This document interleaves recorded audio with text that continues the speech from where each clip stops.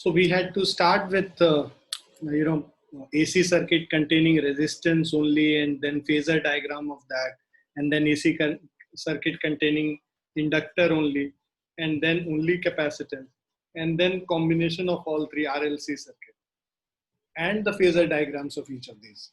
Okay, so first we'll do that. So let us do one by one. पहले resistive करेंगे, फिर inductive, capacitive, उसके बाद उसको combine करके करेंगे. So let a source of alternating EMF be connected to a pure resistance R. Now suppose the alternating EMF applied is represented by, तो हमारे पास जो EMF input voltage है, that is E is equal to E naught sin omega t. तो ये जो EMF है, this is equal to E naught sin omega t. Let I be the current in the circuit at any instant t. ठीक है. So इसमें circuit में किसी भी instant पे जो current है, let's say the current is I. The potential difference developed across R will be I into R. जो current into resistance, इसके across जो resistance के across जो potential difference होगा, that will be IR. This must be equal to the EMF applied at that instant.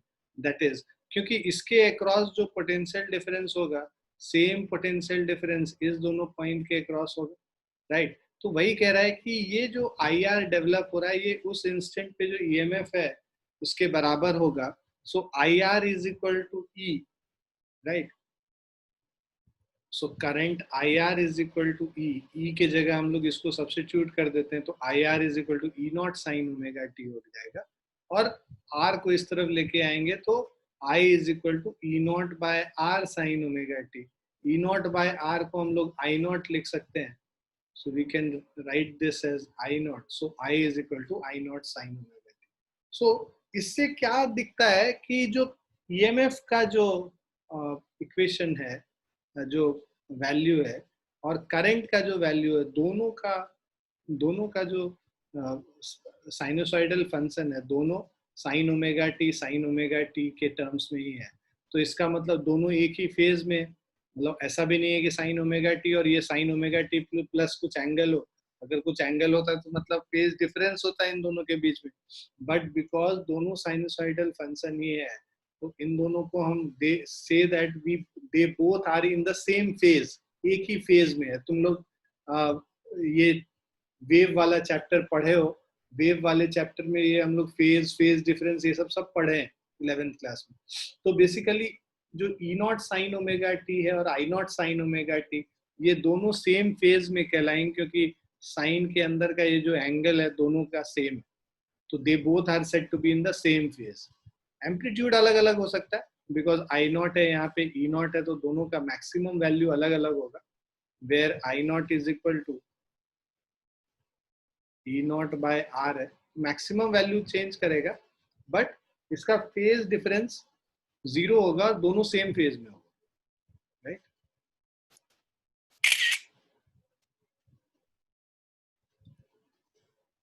So where I naught is E naught by R is the maximum value of current. तो अब हमारे पास दो equation आया हुआ है. पहला equation आया हुआ है EMF E का, which is time dependent with this equation. In this equation, E naught sin omega t, and I naught is equal to I naught is E naught by R, and I is equal to either आप लिखो E naught by R sin omega t, which is same as I naught sin omega t.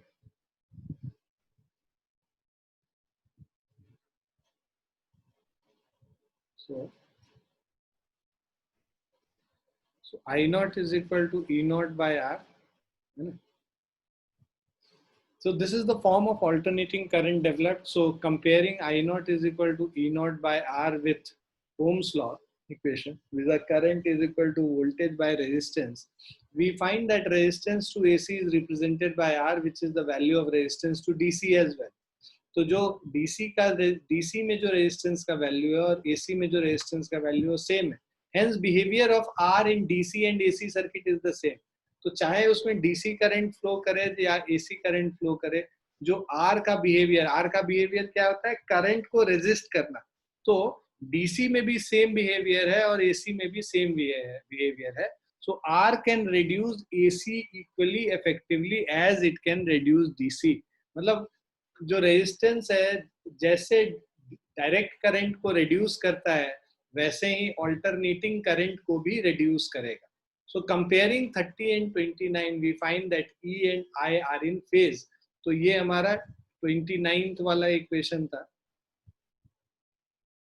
So this was equation 29 and this is equation 30. So if you compare these two equations, we find that both E and I are in phase.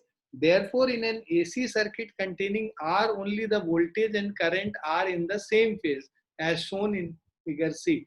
तो यहाँ पे अगर इसका हम लोग diagram बनाते हैं, wave diagram बनाते हैं I और ओमेगा T के बीच में, तो आप ये देखिए जो यहाँ पे करंट का ये ग्राफ है, राइट, और जो ईएमएफ का है ये ऊपर वाला ग्राफ है, ठीक है।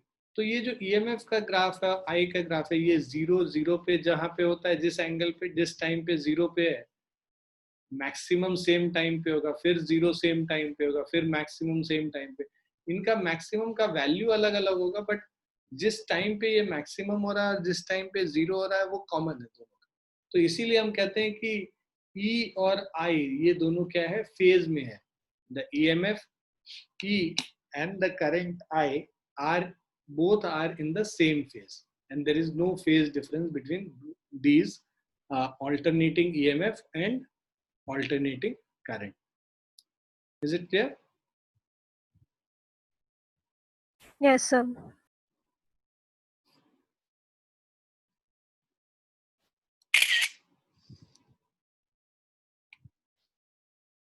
So if you see this phasor diagram, the analysis of an AC circuit is facilitated by the use of phasor diagram. ठीक है, ये है हमारा phasor diagram. So a rotating vector that represents a quantity varying sinusoidally with time is called a phasor. So this is basically a rotating vector that represents a quantity varying sinusoidally. इसको sinusoidally कर रहे हैं, ठीक है। Sinusoidally with time is called a phasor. This vector is imagined to rotate with angular velocity equal to angular velocity of that quantity. So that means जो E is equal to E naught sin omega t है, तो ये omega के angular velocity से ये rotate करेगा। Omega angular velocity से ये फेजर जो है, फेजर मतलब ये जो वेक्टर है ये रोटेट करेगा, ठीक है। In the phasor diagram, so this vector is imagined to rotate with angular velocity equal to angular velocity of the phasor of angular velocity of that quantity, right?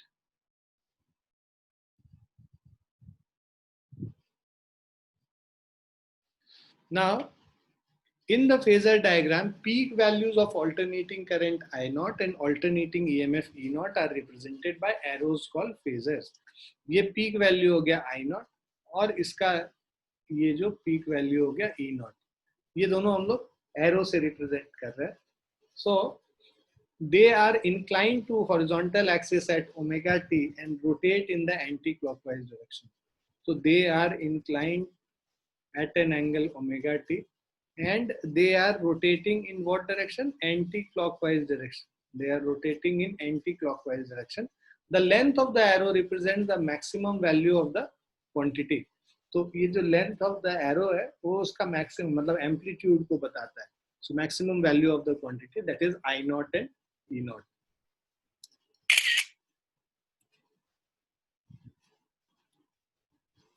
The projection of the arrow on any axis represents the instantaneous value of the quantity. In the sine form, projection is taken on the vertical axis, and in the cosine form, projection is taken on the horizontal axis.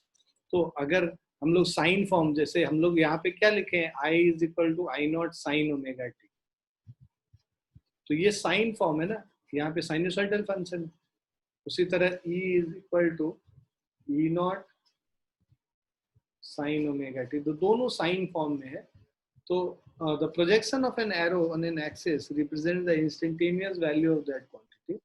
In the sine form, projection is taken on the vertical axis. Angle measure कर रहे हैं x axis से omega T, तो जो projection है वो किधर होगा, y एक्सिस पे लेना होगा। सो ये जो प्रोजेक्शन हम लोग यहाँ पे ले रहे हैं, this is equal to I not sine omega T, I is equal to I not sine this projection. Similarly, this projection E is equal to E naught sin omega t. ये इसके लिए, ये इसके लिए।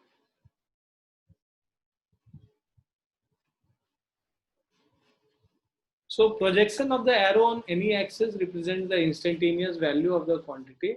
In sine form, projection is taken on the vertical axis, and in cosine form, projection is taken on the horizontal axis. The phase difference between the two alternating quantities is represented by the angle between the two vectors E naught and I naught. यहाँ पे दोनों एक ही direction में है, तो angle between E naught and I naught क्या हो जाएगा, 0 हो जाएगा। So in AC circuit containing R only, ठीक है, current and voltage are in the same phase. So phase difference here, same phase as in phase difference is 0।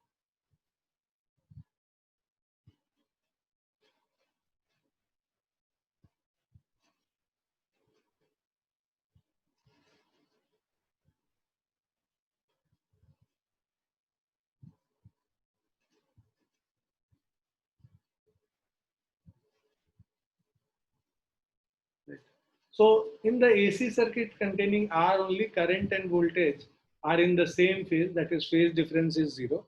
So therefore both phasors I naught and E naught are in the same direction. ये दोनों phasors जो है I naught और E naught, they are in the same direction. Okay. Making an angle omega t with OX. So this makes an angle omega t with OX. Now this is so far. So this is so for all times.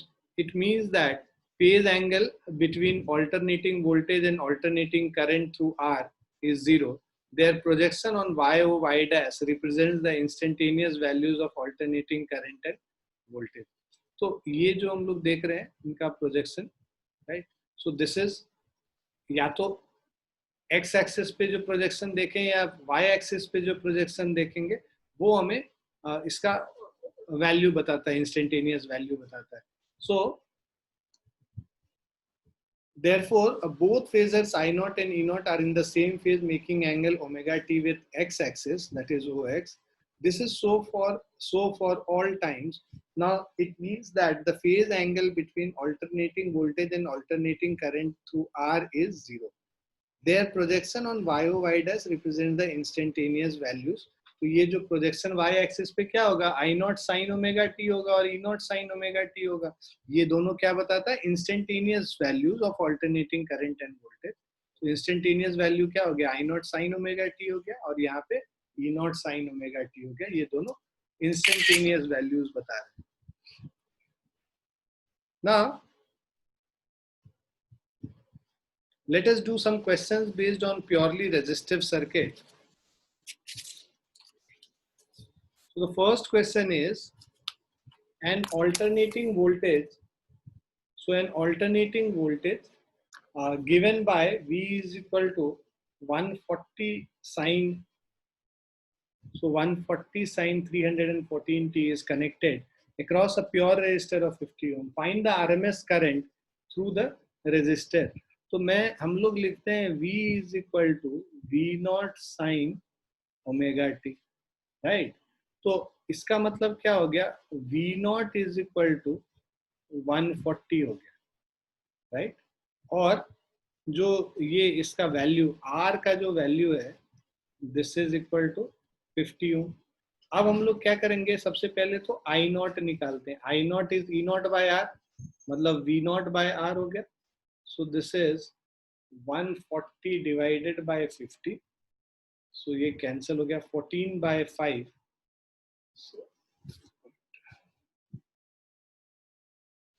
So 14 by 5 is 2.8. So this is 2.8 ampere. ये current हमारा निकल गया 2.8 ampere. अब हमारा इसमें RMS current निकालना. RMS current I RMS is equal to I naught upon √2. ये कल हम लोगों ने देखा था. So this is 2.8 divided by √2. So this will give us 1.97, मतलब 1.98 ampere. So this is the RMS value. Is it clear? Yes, Yes, sir. sir. लिख लिया आप लोगों ने? Yes, sir. Yes, sir.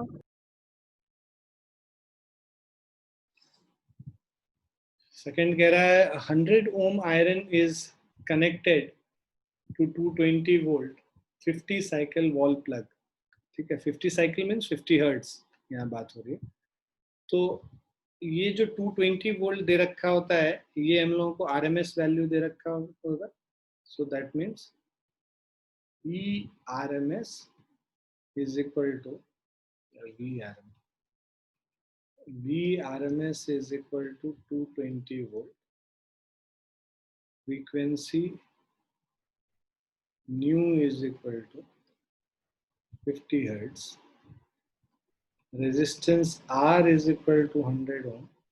What is the peak potential difference? So V naught by √2 is VRMS. So V naught is equal to √2 into VRMS. पहला तो इसी से आ जाएगा, √2 into 220. ठीक. So this will give us 220 into 2. So 311 हो गया.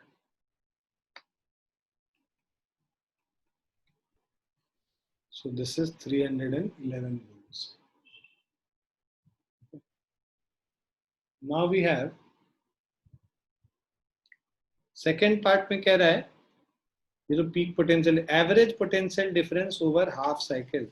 तो average V average, जो V मीन वैल्यू जो होता है या एवरेज वैल्यू जो होता है, सो इसको VM से रिप्रेजेंट कर रहे हैं. This is 2V not upon pi. So this is 2 by pi into 311. So we have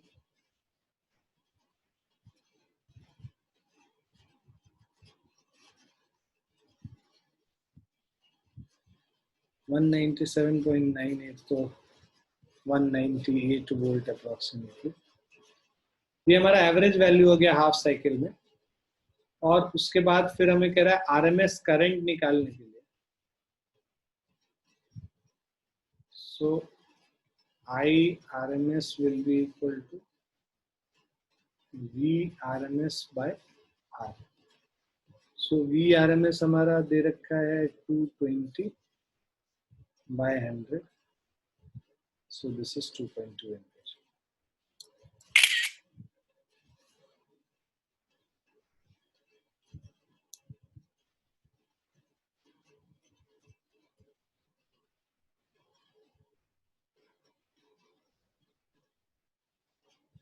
हो गया बच्चों?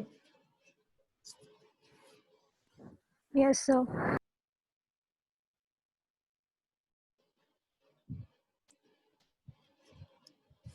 Next question is light bulb is rated at 100 watt for a 220 volt supply. So power दे रखा है 100 watt और VRMS is equal to 220 volt दे रखा है. अब आपको फर्स्ट पार्ट में रेजिस्टेंस ऑफ द बल्ब निकालना है. तो हमें पता है power P is equal to VRMS का whole square upon R. So R is equal to VRMS whole square divided by P. So this is 220 into 220 divided by 100.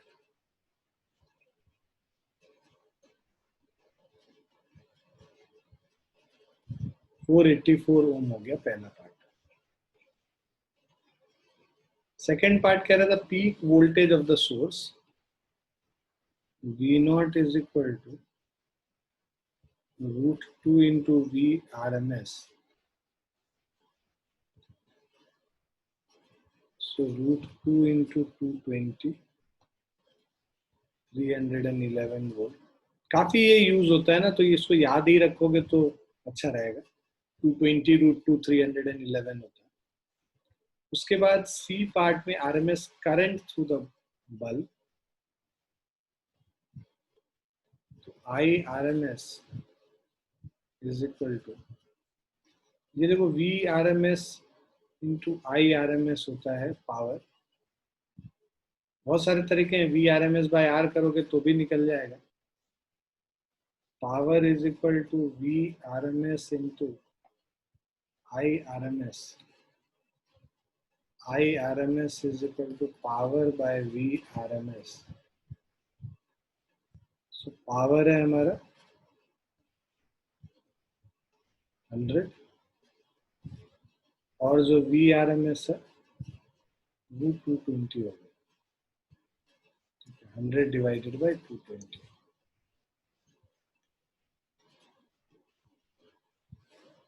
तो 0.45 ampere.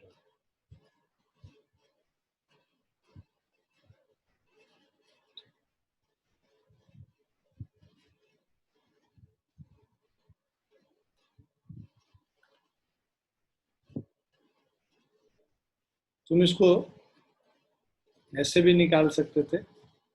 We R M S हमें पता ही है, V R M S by R करोगे तो this is 220 divided by 484 कर देंगे. So again you will get 0.45.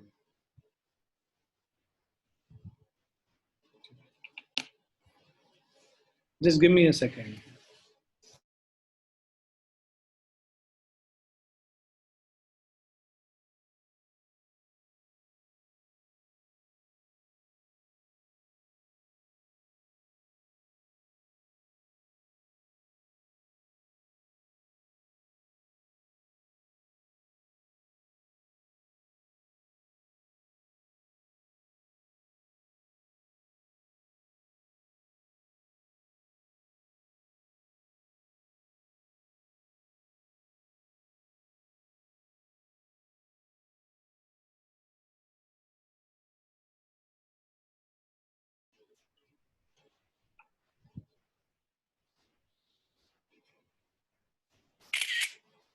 लिख लिया ना आप लोगों ने? Yes, sir. नेक्स्ट अगर देखिएगा, an alternating voltage given by, so this is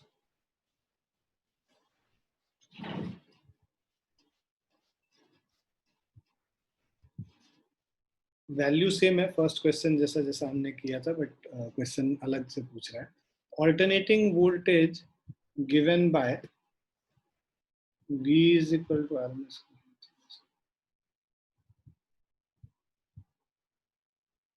So V is equal to 140 sin 314 t है. इसमें फर्स्ट वाला जो करंट ये किए थे उसमें आरएमएस करंट ऑलरेडी निकाले ही थे. यहाँ पे बस एक एक्स्ट्रा फ्रीक्वेंसी पूछा हुआ है. सो फ्रीक्वेंसी तो ये हमें पता है, ओमेगा इज इक्वल टू 314 और 2 pi into new is equal to 314. So 2 into 3.14 into nu is 314. So frequency nu is 314. 2 into 3.14. 100 by 2, that is 50 hertz. Second part already हम लोग फर्स्ट क्वेश्चन में कर चुके हैं.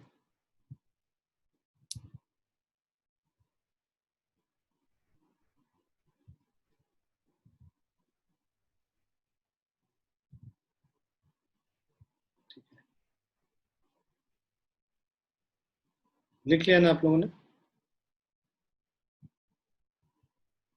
Yes, sir. Next question is an alternating EMF of 350 volt peak value. So हम लोगों को V not पता है 350 volt. Peak value is applied across an AC ammeter of resistance 100 ohm. So AC ammeter क्या करता है? RMS value measure करता है. What is the reading of ammeter? तो basically तो एक तो V नॉट पता है, R पता हो गया 100 ohm, राइट? सो सबसे पहले तो हम लोग जो वी आर एम एस है वो निकालेंगे. So this is V not by root two या 0.707 into. So this is equal to 350 by root to.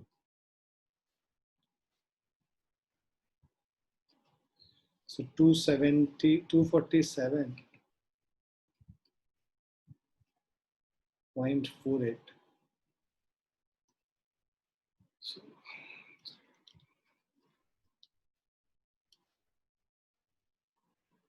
So 247.48 volts हो गया V R M S. Reading of R M ammeter, because ये A C R ammeter है, ये आपको R M S value measure करेगा, I R M S. So I R M S is equal to V R M S upon R 247.48 by 100.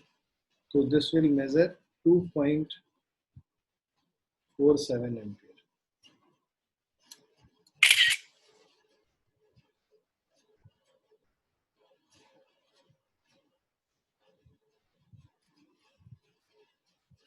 Clear है बच्चों?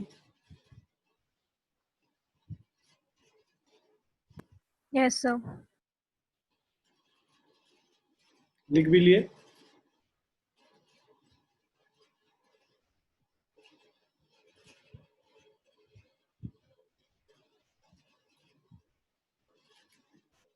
So a resistance of 40 ohm is connected to an AC source of 220 volt 50 hertz.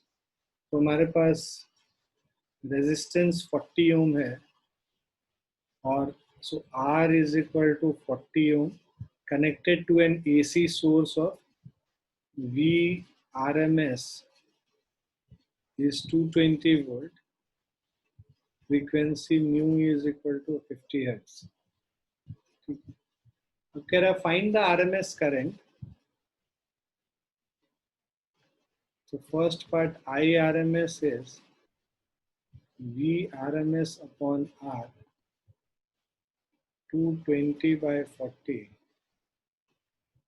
5.5 ampere. उसके बाद कह रहा है maximum instantaneous current in the resistor. I0 is equal to root 2 into IRMS 5.5 into root 2. So this will be 7.77.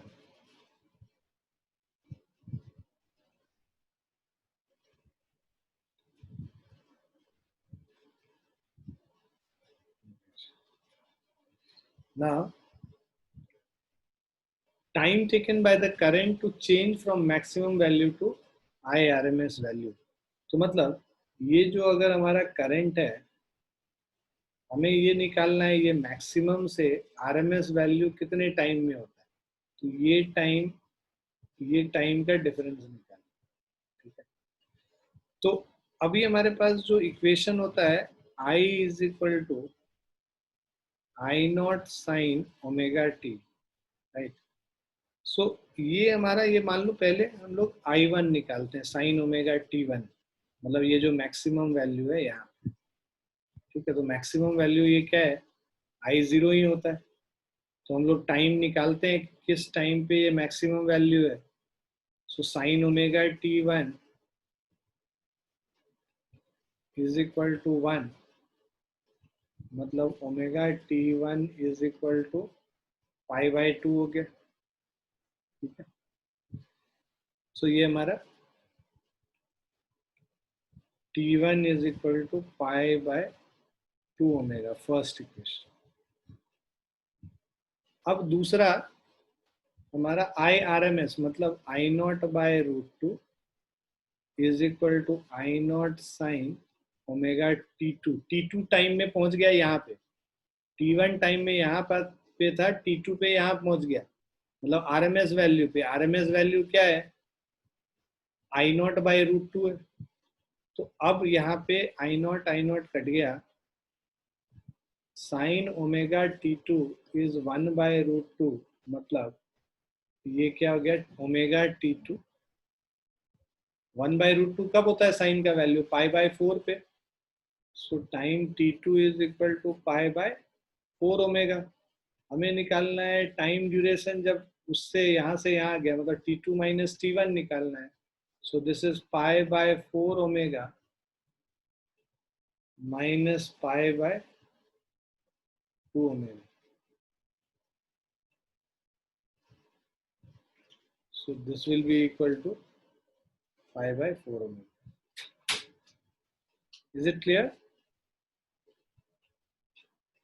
तो अब इसमें values put कर दो, पाई बाय 4 ओमेगा 3.144 इंटू, या इसको पाई ये करने की जरूरत ही नहीं है, पाई बाय 4 इंटू ओमेगा को हम लोग 2 पाई न्यू लिख सकते हैं, पाई पाई कट गया, so which is equal to 1 by 4 into 2 new, new 50 है, 52 का 100 4 400 हो जाएगा, 1 बाय 400 is equal to 2.5 millisecond।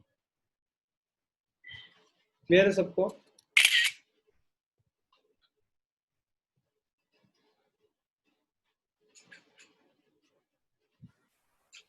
Sir इसमें माइनस पाई बाय 4 ओमेगा आना चाहिए, तो माइनस साइन नेग्लेक्ट करते हैं हम।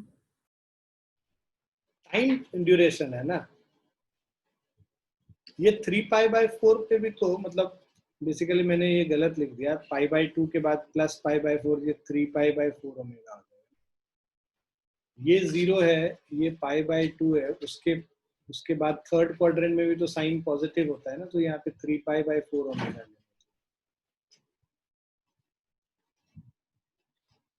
बेसिकली तुमको भी टाइम ड्यूरेशन चाहिए ना, वो तो पॉजिटिव ही लेंगे, इसीलिए भी वैसे भी कर सकते हो, अदरवाइज 3 पाई बाय 4 ओमेगा करके। Okay sir.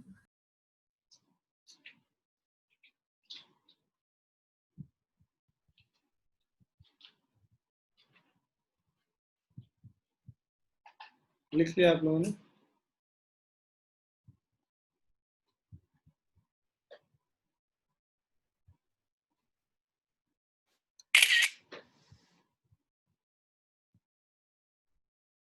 लिख लिया सभी ने?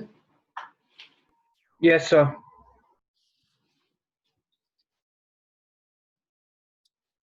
अब AC current, AC circuit containing inductance only.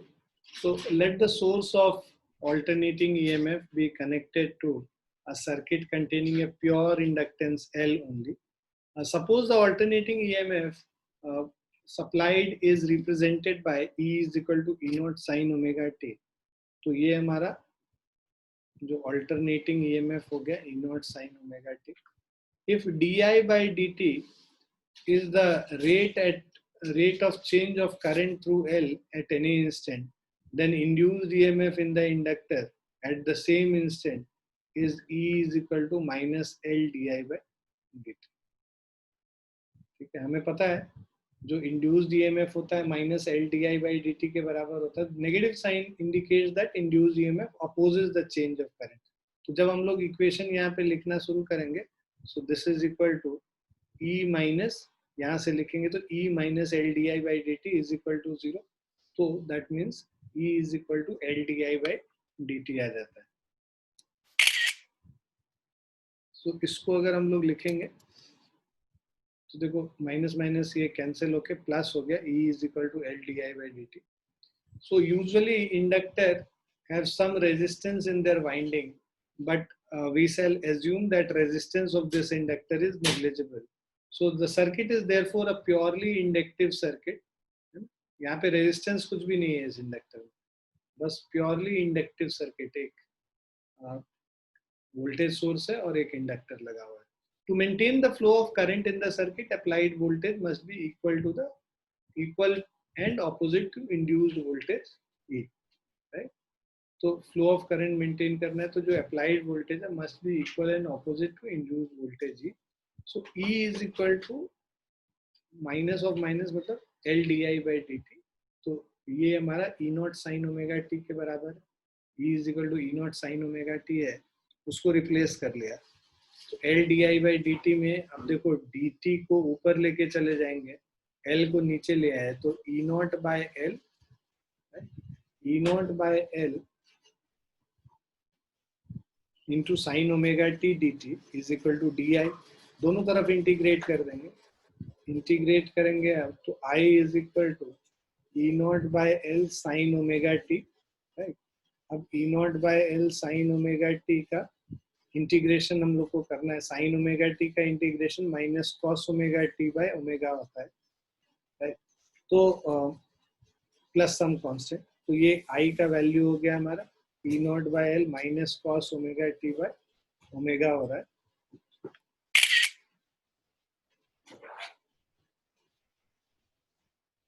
So the integration constant has the dimension of current and is time independent.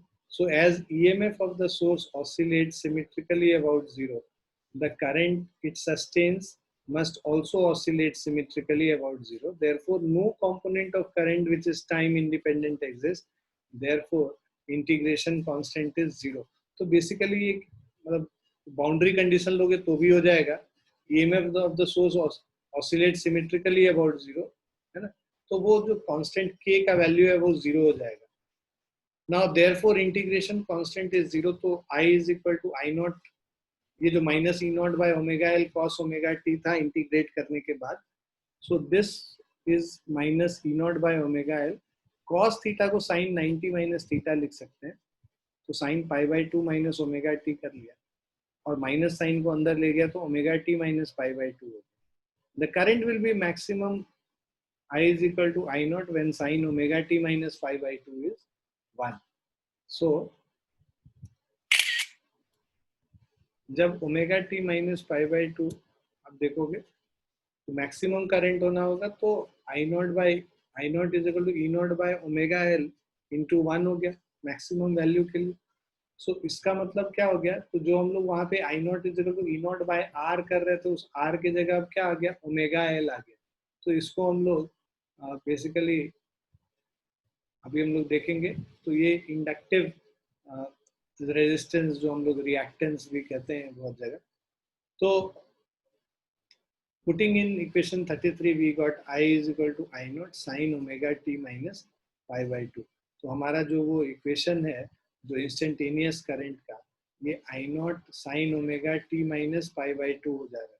तो इसका मतलब क्या है कि ये जो देखो जो आई नॉट से मतलब जो ओमेगा टी था उसका फेज एंगल और इसका omega T minus pi by to है फेज एंगल. मतलब अगर ई नॉट को अगर फेज डायग्राम में ऐसे दिखा रहे हैं तो आई नॉट का जो फेज डायग्राम होगा that will be pi by two less than omega T. तो plus omega T minus pi by two, 90 degree इससे एंगल बनाता हुआ होगा. तो बेसिकली फेज डिफरेंस कितना हो गया, पाई बाई टू का. और जो करंट है लैग कर रहा है, इसको लैग करना कहते हैं, पीछे है ईएमएफ के पीछे, तो इसको लैग करना कहते हैं. Current is lagging behind the voltage by 90 degree in case of purely inductive circuit. Is it clear to everyone? Yes, sir.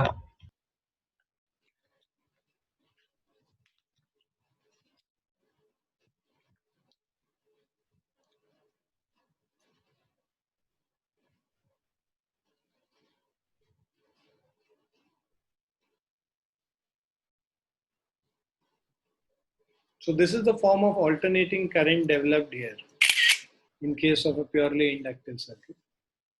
So comparing 31 and 35, we find that, so basically अगर हम लोग जो पिछला जो E is equal to हमारे पास equation था alternating EMF का E not sine omega t और यहाँ हम लोगों ने लिखा I is equal to I not sine omega T minus pi by two. इन दोनों को अगर कंपेयर करें, इस दोनों इक्वेशन को, so we find that AC in AC circuit containing inductance only, inductor only, alternating current I lags behind the alternating voltage V E by a phase angle of 90 degree.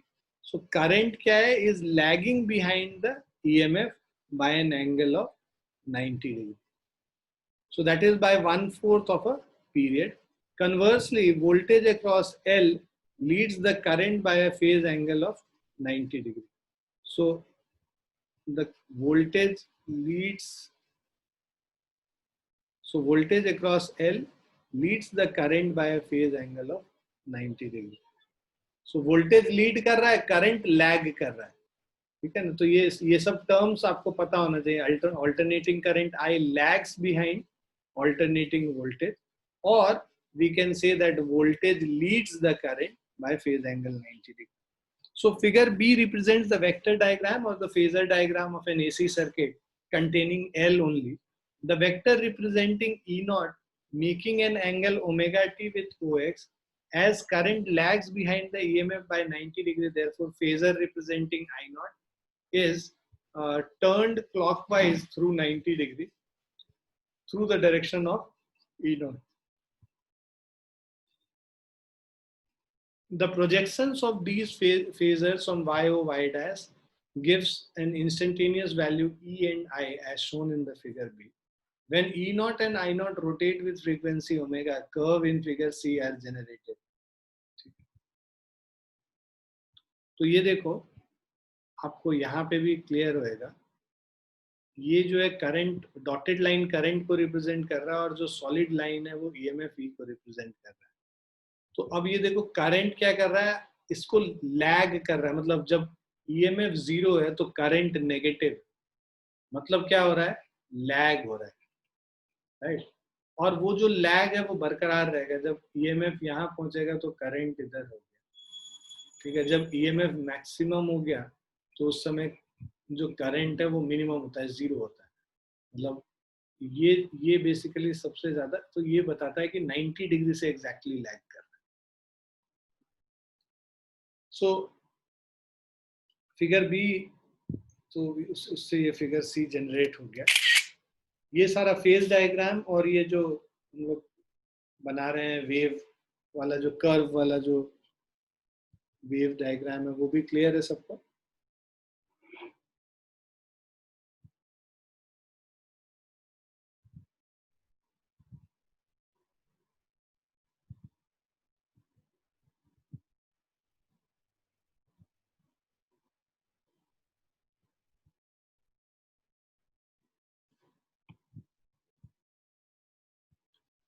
So comparing 34 with Ohm's law equation, तो अब अगर हम लोग देखेंगे I not, हमारे पास जो 34th equation था, I not is equal to E not by omega L, right. तो I not is equal to E not by omega L था। अब comparing this equation with Ohm's law equation, current is equal to voltage by resistance, तो ये voltage by resistance है, तो ये resistance क्या हो गया, omega L. We find that omega L represents effective resistance offered by inductance L.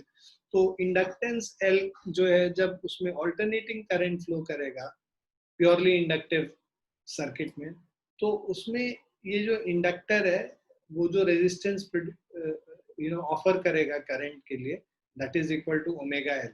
So this is called the inductive reactance, ठीक है। तो ये जो चीज है इसको रिएक्टेंस कहा जाता है। तो दो तरीके का रिएक्टेंस हम लोग देखते हैं, कैपेसिटिव रिएक्टेंस होता है, एक इंडक्टिव रिएक्टेंस होता है। तो इसको इंडक्टिव रिएक्टेंस कहते हैं, जिसको which is denoted by XL. X represents reactance, ठीक है। अभी हम लोग आगे देखेंगे एक और टर्म आएगा, इम्पीडेंस। तो पहले तो अभी रिएक्टेंस देख लें, उसको एक्स से रिप्रेजेंट करते हैं और ये एल स्टैंड्स फॉर इंडक्टर। तो रिएक्टेंस ऑफ एन इंडक्टर या inductive reactance is equal to omega L, XL is equal to omega L, omega को 2 पाई म्यू भी लिख सकते हैं, 2 pi mu into L, where mu is the frequency of AC supply. The inductive reactance limits the current in a purely inductive circuit in the same way as resistance limits the current in a purely resistive circuit. Clearly, the inductive reactance XL is directly proportional to the inductance and also to the frequency nu of the alternating voltage current. In DC current, nu is equal to 0. DC में क्या होता है? Nu 0 होता है, तो XL क्या हो जाएगा? ये भी 0 हो जाएगा. जैसे तुमने इसको 0 किया, प्रोडक्ट 0 हो गया, तो मतलब इंडक्टिव रिएक्टेंस डीसी के केस में 0 होता है, तो डीसी के केस में कोई रिएक्टेंस नहीं. A pure inductance offers zero resistance to DC. It means a pure inductor cannot reduce DC. मतलब DC में DC सोर्स के करंट को वो थोड़ा भी रेजिस्टेंस ऑफर नहीं कर पाए. The unit of inductive reactance अगर हम लोग देखें कि भाई कैसे हम लोग बोल रहे हैं कि ये रेजिस्टेंस जैसा ही चीज है, तो देखो इसका यूनिट भी तुम देखो, ओमेगा इंटू एल. ओमेगा 1/2 है, एल हेनरी होता है, एल इज बेसिकली 1/2, और ये voltage by ampere per second. तो हमें पता है L D I by D T, L D I upon D T is equal to voltage है. तो इसका मतलब ये जो एल हो गया, this is V by D I into D T. तो D I upon D T कर लो यहीं पे. So D I is ampere per second D I by D T, और ये ऊपर वोल्टेज है. ठीक है, voltage by ampere is resistance. Second और पर सेकेंड ये दोनों कैंसिल हो गया, तो जो इसका यूनिट है ओम, रेजिस्टेंस का ही यूनिट आ गया. So thus XL is measured in ohms just as resistance is measured in ohm. The dimension of inductive reactance are the same as that of the resistance. Clear बच्चों? Yes, sir. ठीक है, we'll stop here. उस capacitive वाला खत्म नहीं कर पाएंगे अभी, तो अगली क्लास में ये दोनों फिनिश कर लेंगे, कैपेसिटिव वाला भी और इंडक्टिव के कुछ क्वेश्चंस और कैपेसिटिव के क्वेश्चंस. ठीक है बच्चों?